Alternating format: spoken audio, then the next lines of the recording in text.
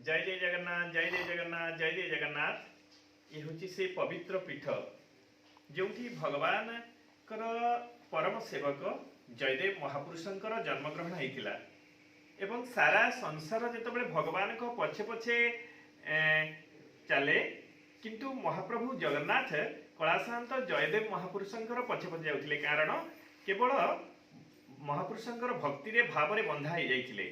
जेतेबेले जयदेव महापुरुष जी गीत गोविंद पाठ करती प्रभुंकर अत्यंत प्रिय एवं से गीत गोविंद को शुणापी एमती की कथा आसे जितेबले जयदेव महापुरुष बैगण कियारी रे बुलुथिले बैगण तोड़ुथिले गीत गोविंद पाठ करुथिले से समय जगन्नाथ महाप्रभु मध्य गीत गोविंद को एमती भल पाती एते भाव रे बंधाई जाइथिले ठाकुरे एते स्नेह श्रद्धा भक्ति रे बंधाई जाइथिले जयदेव महापुरुषंकर सी बैगण कियारी रे जयदेवंकर पछे पछे पछे पछे गीत गोविंद श्रवण करी करी चलुथिले।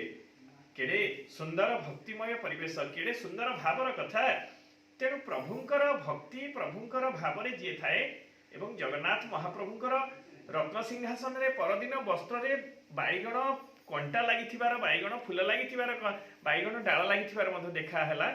तो जहाँ हूँ ये जिनिस सब बड़े मनीष भाव भक्ति रे बंधा होता है।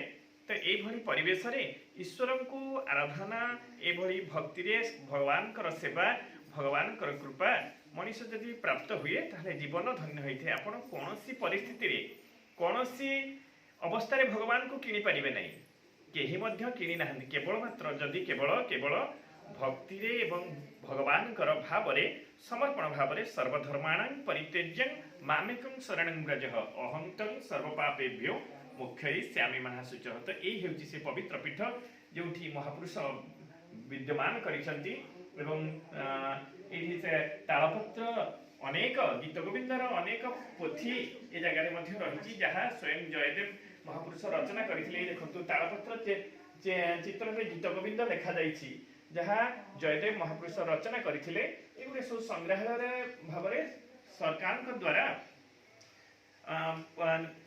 फोटो माध्यम रखा जाइछि। एगुड़िक आपण दर्शन करेंगे ये सब दर्शन कले आधे स्पष्ट मिल ये सब क्षेत्र आमर ए माटी पवित्र आमर ये ओडिशा माटी पवित्र ए स्थान पवित्र जनक जन महापुरुष भगवान से जगार प्रकट हो जाइथिले। तो यही थिला जयदेवकर प्रकृत वर्तमान ये सब जिनिस बहुत भाव भक्ति भाव परिवेश संग्रहालय भाव रही। तो ये थिला जयदेवकर पीठर महात्म्य। जय जय जगन्नाथ जय जय जगन्नाथ जय जय जगन्नाथ।